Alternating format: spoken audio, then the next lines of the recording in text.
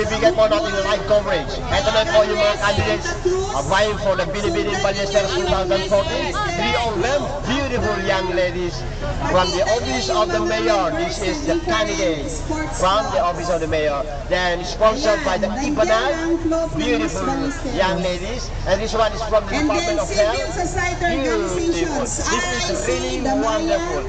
From Market Vendors Transport Groups, Municipal Cooperative Development Council. Nandito yung mga taga-co-op. Itong apat ito na nagkakandahang mga dilag, mga kaibigan, ay sila po ang ating candidates sa Binibining Ballesteros 2014. Good luck to all of you. Your smile. Okay, then we are not trying. Good luck to all of you. The actual situation dito sa floor na nagtatagay na ating mga candidate for Binibining Pilipinas 2014. All beautiful young ladies now ready to go for the parade. 6 of them. No, yeah, 6 of them now present. One more is missing. We still have to have 2 more candidates.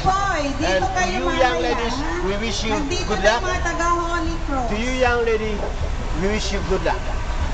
For the Binibining now on board Ballesteros 2014, we have here tinatawag natin Binibining Ballesteros 2014. We have 1, 2 with all smiles, beautiful smiles, 3, 4, and I got the other 2 right behind.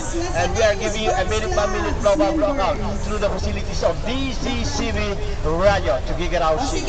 Right na po tayo. Okay, again.